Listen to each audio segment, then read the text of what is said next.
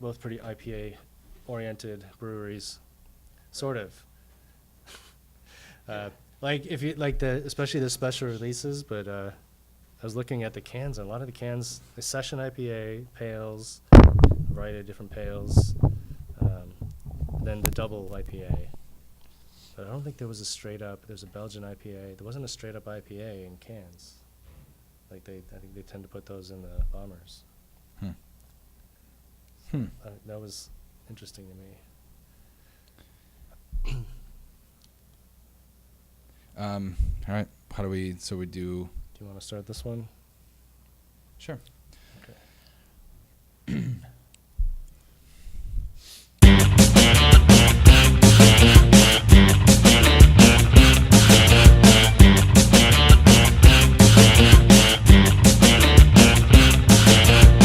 Hi, and welcome to Two Beers and a Podcast with Brad and Mike, two marketing guys with a love of great craft beer and stories that go with them. I'm Mike, the visual guy. And I'm Brad, the word guy. And this show is all about the experience of beer, from label to glass, from brew house to the bar. Each week we feature two beers that we feel have something to say or that we have something we think is worth saying about them. Tell us about our beers. So this week we went, we're based out of Chicago, and we went with local Chicago boys, Half Acre and Pipeworks. Half Acre, who has been around, I think, slightly longer than Pipeworks, I believe. What do you want to start with? I want to say 2006 here, and Pipeworks, I want to say 2008, but that's just off the top of my head. So we're going to start so the Half Acre, we're going with the Gone Away IPA. So I was reading, was picking up on the story of this one. This is the third name this beer has had since its inception. The first beer, the first name was they eventually got a cease and desist letter from another brewery that had a similar. It was a Native American term. Oh yeah. And they got. They decided the tribe that objected to it, they decided, okay, cool, we'll switch it. So they switched it to the name of a cactus, but then that was close to another name, and that brewery that was already using a similar name sent a cease and desist letter, and they decided it wasn't important enough a name to them to fight for it, so they were joking that it was the Gone Away IPA since they didn't know what they were going to call it, and then it stuck. So that's a pretty good story. That's not obvious from what you see on the label, but that's kind of a fun for Chicago beer geeks. It's still worth telling too. It's absolutely, yeah. It's I mean, when I opened that, Half Acre. Yeah. I got to say, the first time that I tried the, I remember the Daisy Cutter. Mm-hmm. It was just, it was so good, and that smell, like. I had it at Quenchers, where their tap lines are extremely clean and they take really good care of their craft beers.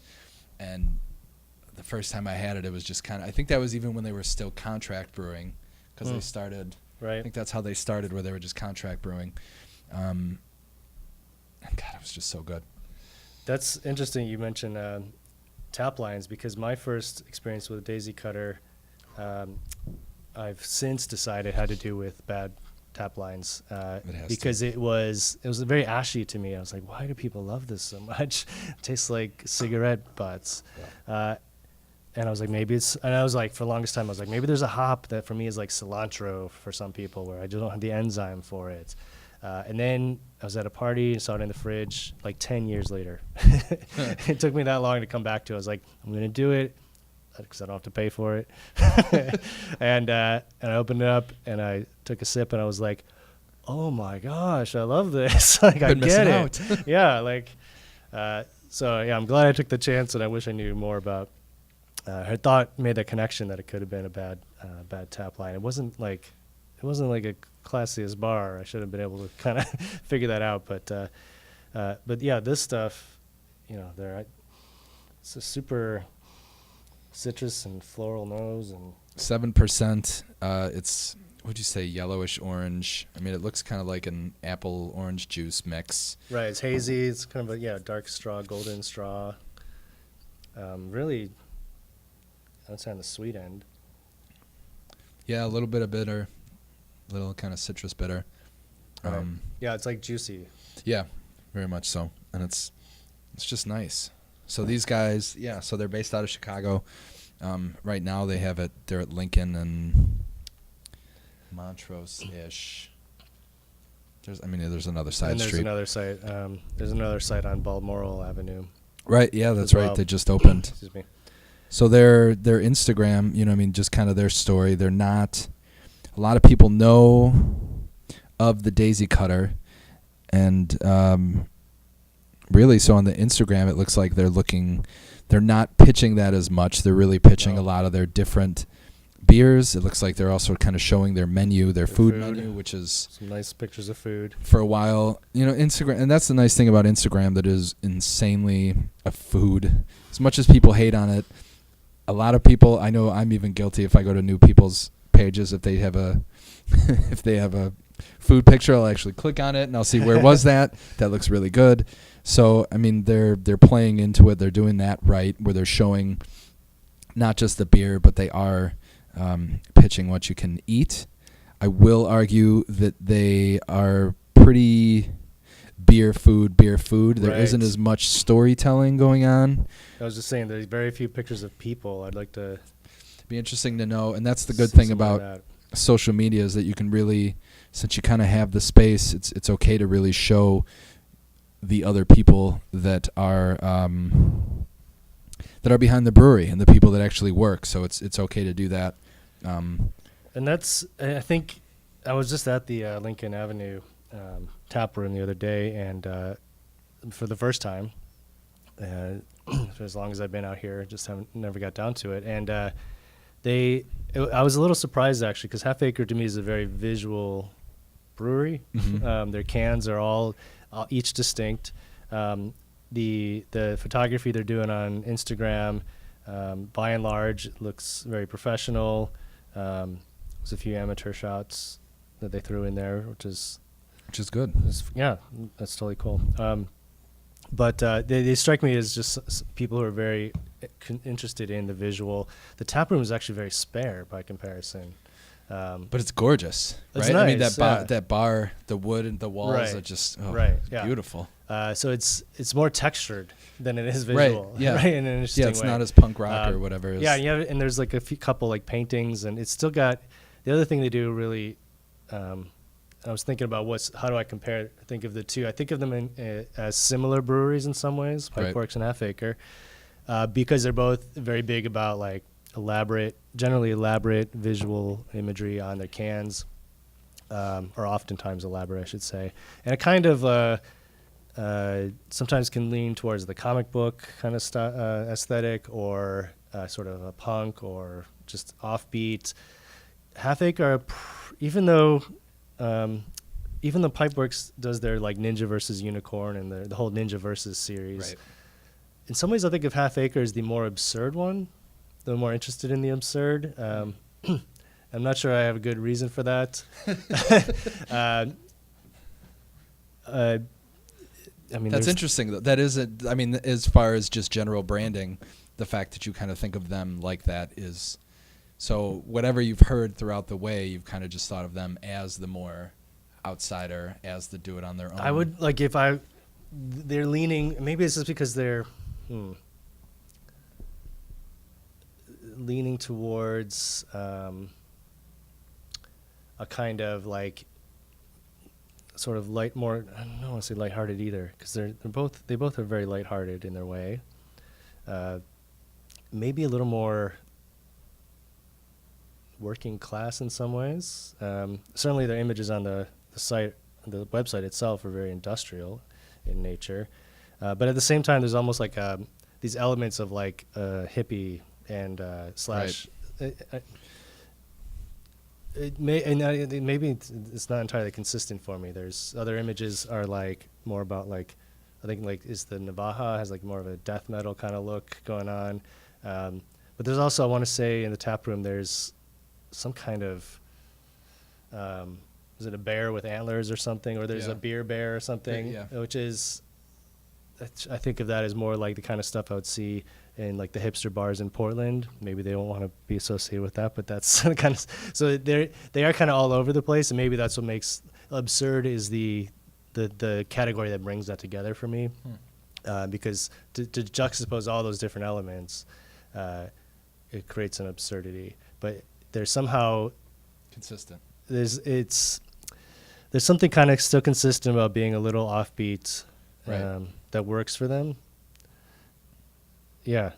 So it's to me, I'm not sure if I like know for certain if I could. It's not easy for me from a marketing point of view to kind of pinpoint what is the story they're telling.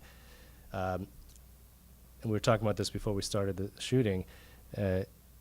Neither of them necessarily has like a clear set of like sort of keywords you might go with. You kind of bounce around to different ideas.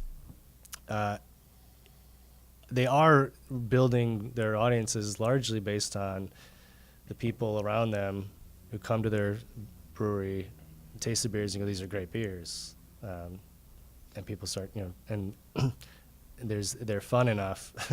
They're fun and they have good beer, and it's a good combination. Right.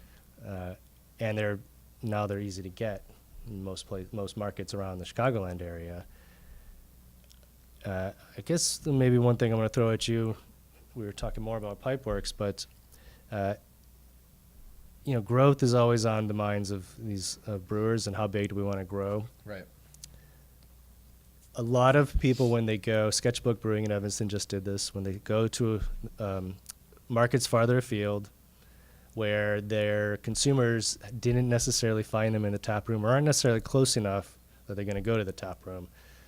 They come up, they rebrand, and they go for something very consistent so that when you have 3 or 4 different styles on the shelf, it's all clearly from the same place. The little billboard effect visually. And they do that as a way to visually kind of stand out on the shelf. If Half Acre wanted to get into, honestly, I don't know how far they're distributing right now. Let's say they're not in Colorado yet, but they wanted to go to Colorado. Right. Do you think a company like Half Acre or Pipeworks would need to rethink their brand and go for something a little more consistent across the board?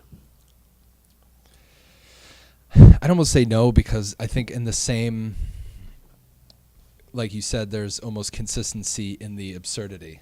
And I think in that regard, if you have 3 badass cans, like from Pipeworks, like you put them all together, and Half Acre, I'd almost say they are definitely a little more absurd with some of their artwork. They're a little more out there, but they are also fairly,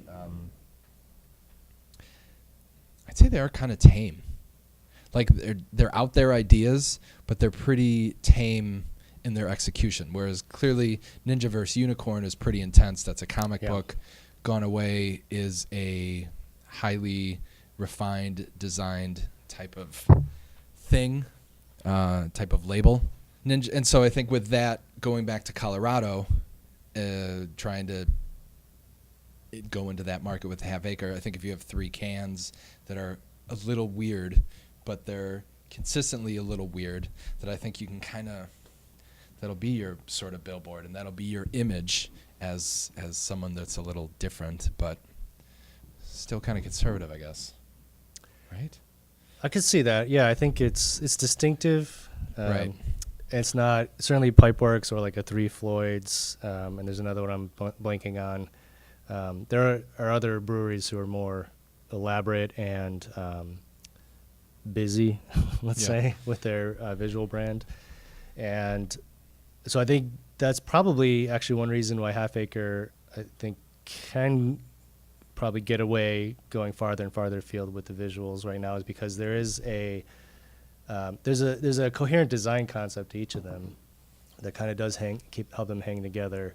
When I see Pipeworks on the shelf, even if there's several brands, there's like what I get is like this. It's like looking at a Monet or something. There's like it's like this impressionistic experience of like some kind of colorful thing happening. Right. And whenever there's a new one, I have to like turn the can and like really kind of figure out like exactly what am I looking at here. Which is good. which inviting scrutiny. And with the brewery like Pipeworks, like I know them well enough now to know like I'm probably going to be interested in it. Right. And so I just want Trust to know them. what it is first. I think what we were talking about with Sketchbook the other day, at least as important as what it looks like on the shelf is how are you reaching people through digital channels in particular. How are you using Facebook, Twitter, Instagram to kind of tell people, hey, we're out in your market now, and start telling your story to a new group of people. I think also email onboarding with your everybody's got a newsletter, which you need. Tell people what's going on, new releases and all that. When they're farther out and they don't know you yet, email onboarding is something I've done with people where you just create a short series for new subscribers where you shoot them an email every couple of days to kind of tell your story in a couple of short chapters. And it's a way to bring them up to speed and say, here's what we're about, here's who we are, and brings them into the story even though they're far away. Right. And then they go to the shelf and they see you on the shelf, and they see they see Lead Feather and Gone Away and Daisy Cutter, which all look very different, or Navaja. But since they have that, they know you. They know you now in a way that they didn't before, and maybe they knew Daisy Cutter. So now one other interesting thing about, on the same design note, that I'd be curious to hear from a more design-oriented guy. As much as they do all work visually, they all stand out. I think it's odd, personally, that even the name Half Acre is in different fonts on every can. Mm-hmm. That's one place I would have expected them to try to have some kind of consistent image. Their little owl with the tentacle logo is a little busy compared to like a Pipeworks wrench. So that's not, they don't feature that logo so much in the way that Pipeworks features theirs. So to me, the name Half Acre is one place where you could create some consistency. Right. And that yeah, as far as branding is concerned, that is one of like the easiest for a company to at least say this is who we are consistently, so you know when you're looking at it, like instead of having to turn all the way around the can and like, wait, who does this exactly? So that is one way. I think, looking at all these pictures, I mean, they are distinctly different. They're all unique. They're all interesting. And so you do just kind of want to know what's going on with them. And so, they're, I guess, as a side note, we should maybe figuring out the distribution. That might be a good thing to get an idea, because I have general ideas about how local breweries, I think, will just, as we see the biggers getting bigger, I feel like a lot of smaller places are going to have success not distributing as far as they try to, right, and just really focusing on their 10-mile, 15-mile radius and just really making stuff there and being in those breweries, and just really hammering home where you are, and then, just have good food as they're showing, or some local events, participate in. That's where community is important. You have a 5K for the kids, and then all the dads are there, and the kids can have something to do to play in the bounce house, and that's where you just really focus on your community building, right, which inherently you allow strollers on Saturday and Sunday, and then your bar is filled with parents that just want 2 beers during the day before 4 or 5 o'clock, before they gotta feed the kids and things of that nature. And so that's a way, marketing wise, that everyone wants to grow before they're ready to grow. But, focusing on your core group of people in your core area, there's a lot of people in Chicago. And if you get one of them each to buy one of your beers, you could be successful. So it's like, maybe they just want to tell their Chicago story and be local. And that could be why they're not as consistent with their logo sort of thing. Sure. Yeah. And I kind of get the feeling, I'm not sure if I heard this somewhere, or if it's just an impression I got, that maybe that's kind of Pipeworks' thing too, is that they're happy to be like who they are, where they are right now.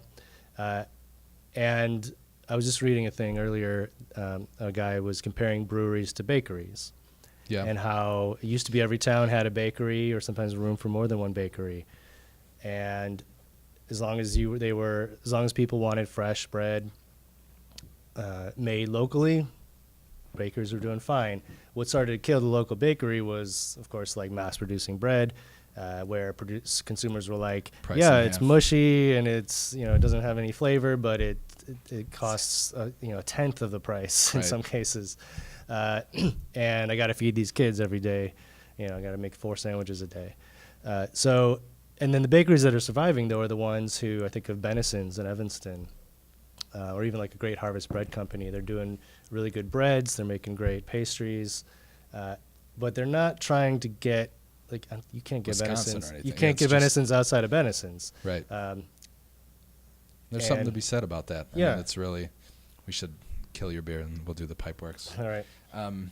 But there's definitely something to be said about that, and I think it's a good lesson in a lot of business building, is that like a lot of people get too aggressive to want to move elsewhere when it's, you really have your customer base around you. Just tend to those needs, provide the most delicious product you can, and then people will kind of just come to you, and then maybe start looking out. But it's okay to be, this has been an interesting time as I finish this and start the other one. This has been just a general interesting time because Pipeworks were one of the first. Do we want to jump ahead, or is there any last things on Half Acre? So local is local.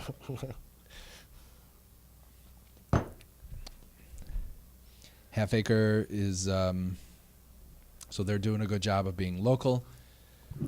Which brings us to Pipeworks, who was they started as one of the first Kickstarter breweries.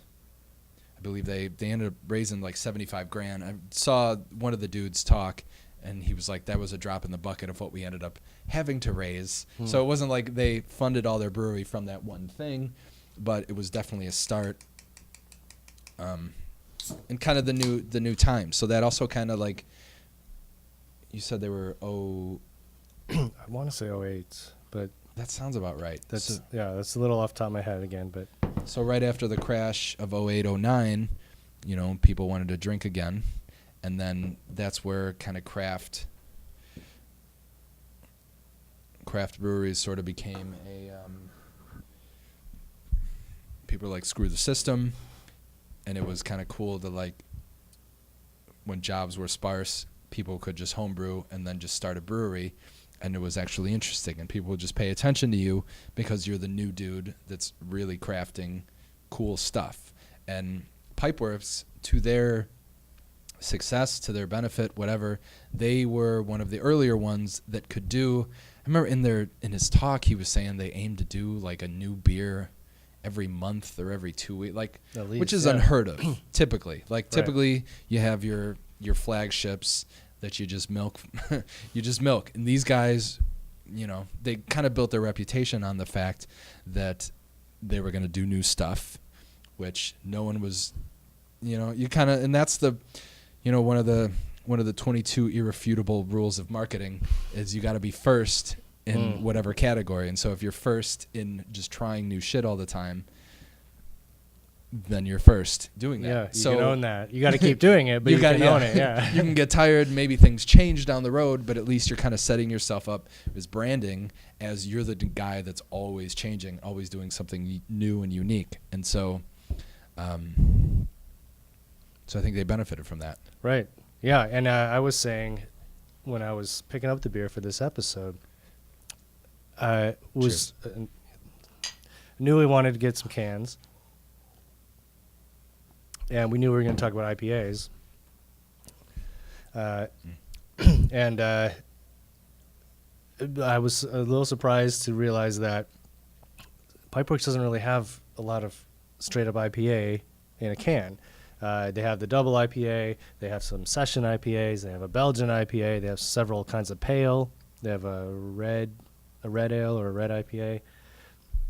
They have all those in cans. But I think of them as an IPA brewery. And I think that's because I tend to get the bombers. And because there's always a new one out somewhere. Every time I go, there's like something new to try. And when I hang out with these guys I see every couple of weeks, and we do little, we usually grab a couple bombers, and it's not uncommon I'll grab a Pipeworks because there's something new there. So those are usually IPAs or like big stouts. So that's where I got that in my head. I think that they're IPA guys is because that's what I'm usually buying. Interestingly, even though I know there's always Lizard Kings available, and we talked about this last episode. Like there's some of those like constants that are good, but there's just so many new things to try, and it's Pipeworks is winning on that. Seems to be winning from my perspective anyhow, on the always having something new that is generally worth trying. Right. And that's also, as far as being a company, you kind of got to build up that reputation that if they're always going to put something out, they don't all have to be grand slam home runs. Like it's okay to have a couple that are, swing and misses, because as a company, marketing in general is just trying stuff and seeing what actually works. And so, like, if something falls flat on its face, you just got to, like, instead of going nuts and, like, okay, I'm never marketing again, you just literally try something new. And that's kind of, you got to be sort of fearless. You need that buddy that sort of pushes you to say, okay, let's try something else. Let's try something new. And, they're benefiting. And they're really consistently, I cannot speak too intelligently about them. It sounds like you have a little more experience than me, but if you get like 40 to 50% that are good or like really good, and then you have a couple that are just okay, like, I mean, even okay, if someone's trying something new and it's just okay, like that's almost good. Yeah. So if there's good things, so basically, beer and pizza and other things, as long as they're done, they're basically good. And so if they're testing out enough stuff and it doesn't make you spit it out, it's kind of a success because you're not turned off by them. It's not a completely spoiled beer. It's just not something you're going to get all the time. Certainly with the styles they're working in, with IPA and stouts and barrel-aged stouts, those when they're done really well, they're really amazing, but they seem to be forgiving styles just because they have so many other great things going on. Right. That, so that you can always, somebody's going to like something. And I'm thinking of a particular, I can't remember the actual brand, and I couldn't find it when I was looking on the website earlier. It had, I think it was like a cold toddy. Maybe that's what they called it. So it had like tea, and I think it had tea of some kind, and maybe some kind of herb and honey or something. And it was not my thing. But I was sampling with a few other guys, and another guy was like really into it, and like that's what's. And again, I love plenty of their beers, so so that one of their beers is not my thing, like, so what? You just don't get it. Yeah, like I'll move on to the next one, but like. They got me because, again, it's like they're trying something new, something different. I was like, I'm going to give this a try, right? Like, maybe I won't care for it, but it seems like it's worth trying because it sounds interesting. And so they're winning with the guy like me who wants to reward innovation and experimentation. Right. And that's something that's interesting to think about, especially compared to a Half Acre, who's definitely keeps putting out new things, especially in their tap room. They don't have a lot of different brands that hit the shelves by comparison. Right.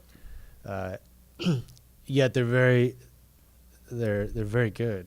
Yeah. I think when it comes down to it, if I'm looking at the two, if I was like choosing between the two, it's like, do I want what's new or do I want something that I just know is great?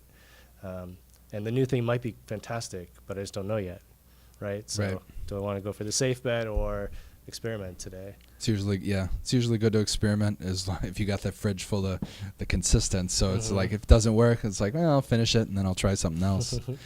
And so yeah, Pipeworks, I think it's, they helped being, that's the thing about, again, being first at the right place at the right time, because they were just going to be aggressive. That was their goal. We're just going to be aggressive. We're going to make new stuff consistently, and hopefully you guys are going to like it. That was at the time where everyone was, they were so early in the game too that there wasn't as many people that you do want to try all their stuff, and you could afford to spend the $9 to keep trying the bombers before the market was completely flooded. And so, that's another time. Know when you can test, and that's kind of the brand that they've built, is that they know that they can test, and you kind of look at them to test, whereas other people, you got to be consistent, or you got to be flagship or whatever. And so it's how you play with that too, because they didn't have a tap room, right? So they basically just did. Right. They were just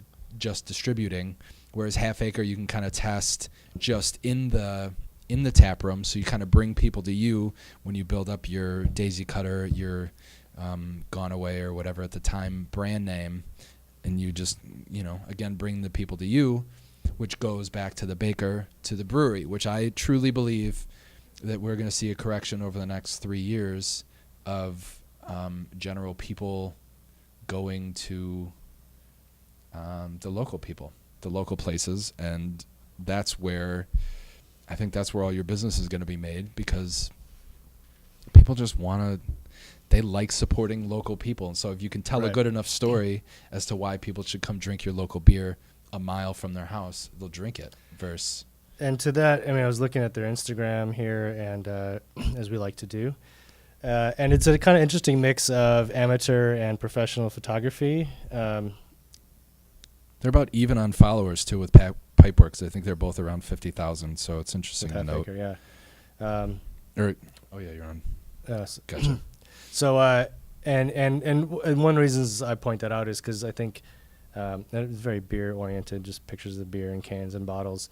But I think the authenticity is so important. Local is so important. And in fact, I did a white paper for a software company about a year ago based on some Nielsen data, actually, a presentation I saw at the National Beer Wholesalers Association about the importance of local and how consumers are increasingly or just really interested in local. It's sort of like, given the range of choices they have, there's probably some consumers that will go like, yeah, here's a Sam Adams, it's a familiar thing. But the other criterion they're using is definitely like, oh, this is made locally, like this is made down the road or in town. I'm going to check that out. So I think the really focusing on your 10, 15 mile radius, even 50 miles, the people that can come in, that you can build relationships with, they're going to be your base. Even if demand rises enough that it makes sense to distribute farther, like most of your money is still going to come from the nearby people. And to get them, you really need to also have an authenticity, I think. And we need to see the people.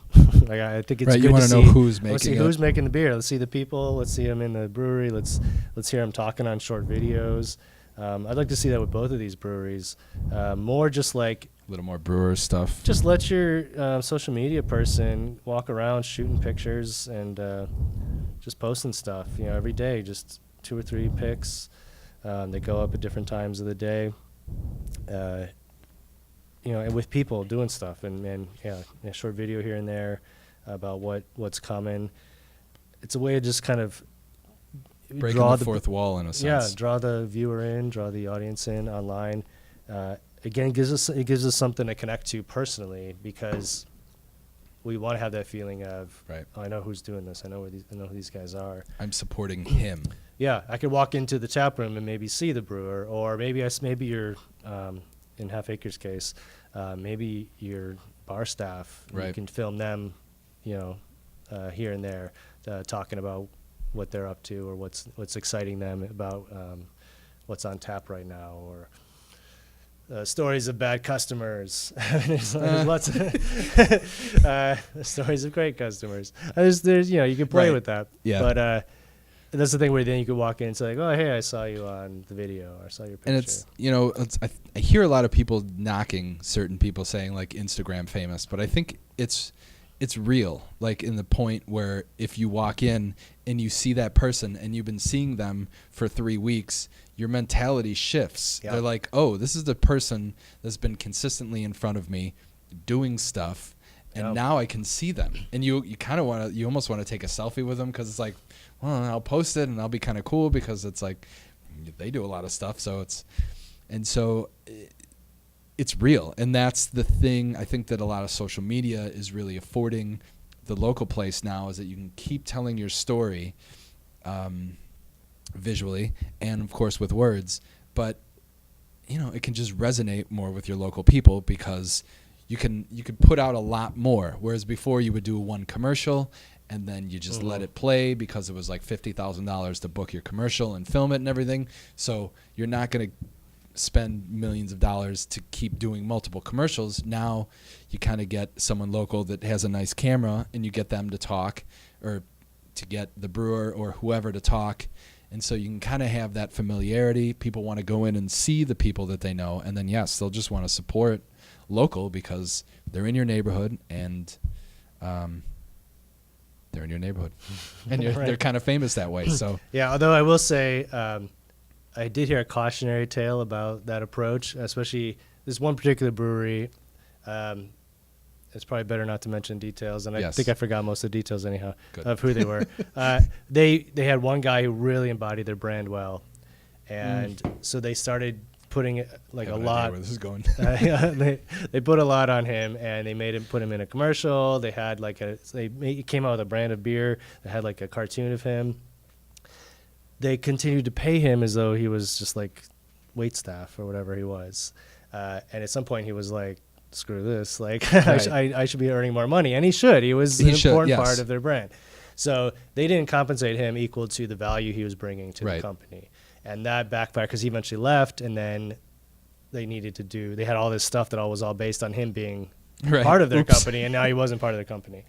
It's all to say, you want to think about how you're just maybe distributing the coverage, and if you are expecting people to bring some of their personality to your brand, you need to make it good for them.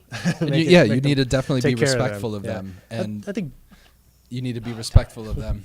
Okay, we'll switch to this camera. You need to be respectful of them, kind of like the phone companies, where that new guy left a big company and went to another big company, and now he's the new face of this new company. Talking about how he's not with the other company. Right. And so, with that, you so you're right.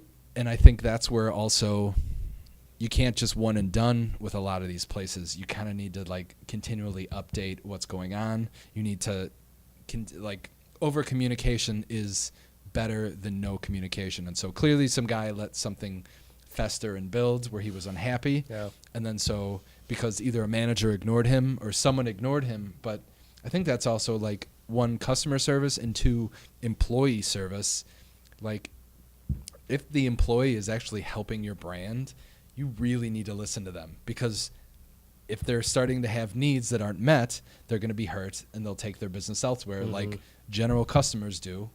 They go to different places when they're not happy with the service or the value or whatever that they wanted.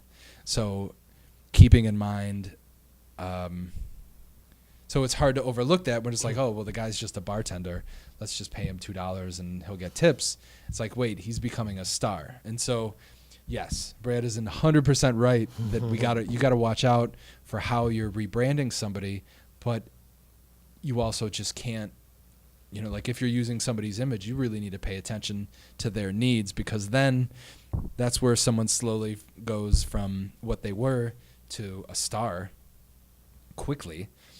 And then, so that's where you gotta, again, over communicating, I think, with people is always the better way to go, because uncertainty is where all the problems happen. Right. But if you can over communicate and, again, general customer service, general employee service, over communicate either your issues, your new stuff, whatever, that's just a good general business practice. And that also leads us to, this will be my last point, this leads us to Yelp and Facebook and all these other places where people complain about you online. You can't ignore it. You gotta actually go face forward. You gotta approach them, or online approach them and make it right. And you got to listen to concerns. And I think from listening concerns, you, one, put out a fire, because if you ignore someone, who knows what kind of havoc they'll try and wreak. What was two? And so either way, and you just build a good brand, because you build someone that's actually paying attention to your customers. You show other visitors that you are responding. Exactly. It's like, oh, my food sucked, but Yeah. I made this right. They're going to drink next time for free. Shit, I hope they mess up my food so I can get a free, a comped meal.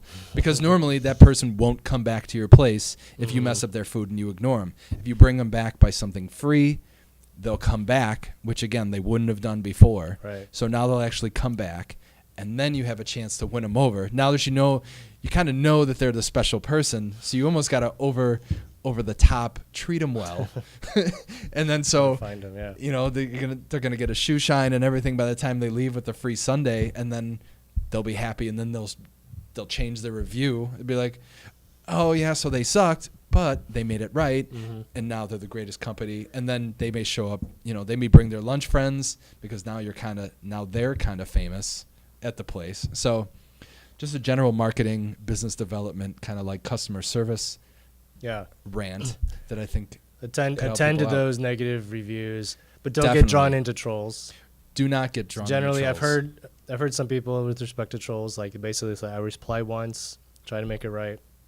If they continue to if it turns out that they want to like have a fight, then I just stop interacting, right? So yeah, you got to kind of feel that one out. That'll hopefully be 1 out of every 20. Right. But as long as you address it once and you let them know that you're open to communication, then that's where you've hopefully done your due diligence. Yeah. And I think it's not likely that most breweries are going to have the problem of one person's becoming like a real star, unless that person has a lot of charisma and personality. Right. In which case, you want to promote them to whatever. Anyhow, want them to be star. let them do their thing, and use that. But I think it's more about it's just about like having those pictures of like, here's the brewer at work, and we know the brewer's name, and here's the chef, and we know the chef's name. If you're running a blog, or even if on your newsletter, you can have input from those people. They generally don't want to write their own stuff, so that's when you might want to like have a conversation. Basically, you ghost it. It's just Right. something I've offered my clients, my B2C clients, is you sit down and have a little conversation and say, it could only be 5 to 10 minutes. What's going on in the kitchen? What are you excited about? What's the new thing coming up?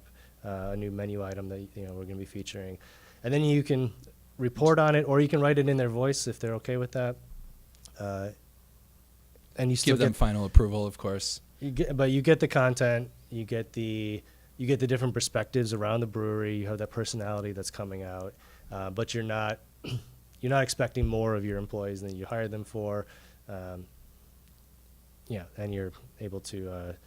And again, if you're doing this with lots of different people around the brewery, then you're also spreading it out and not necessarily expecting one person to like bring everything, and or you're not expecting any one person to have, or all the people to have the same amount of charisma on camera. They're just, all they gotta do is be themselves and smile when they're drawing a beer or something. Right. Yeah. So, yes. So local is local is local. I think that's this will be another topic, but I think they're both doing a good Chicago game. I think they both have, this Ninjaverse series is legit for Pipeworks, Half Acre, that Daisy Cutter. If I see that, I'm into it. So good. Lately, I will say, I'm just gonna gripe about bars. I'm sick of $7 and $8 new craft beers. That is pissing the hell out of me. Go back to your $5 range. And I think as people get that greedy, I think this is where price. A brewery that will say, no, do not charge more than $5 for our beer. I think that's where you're going to see more growth, because they're aware that people don't want to pay $7 and $8, and they're not going to, for 4 hours that you're at a random bar, pay $8 a drink. Right. So you put a cap, and then that's where you'll see some more growth, I think. And so local is local. Yeah. Final thoughts? I think I I think these are fantastic local Both of these are brands amazing. that we are very proud of in Chicago, and it's a great beer town. I think the big thing for me, just thinking about what they're doing, is I think they could go even deeper into local by just saying, like, let some more of their actual people personalities come out. I think their audience would really respond to that, because we know who they are on the shelves. Maybe we've been to a tap room. If we saw some people, I think we'd just be thrilled. And community too. I know that Half Acre does a really good job of sponsoring random stuff, but as you get more local, keep an eye out for all those local obviously you don't want to sponsor junior high or high school events, because then you're crossing the line of, like, are you targeting young kids? Who are you targeting? But the insurance companies are something that that the parents are involved with, of those students, that you can kind of coincidentally. I know actually Half Acre does they have the bike race, or they sponsor bike jersey or some bike ride stuff.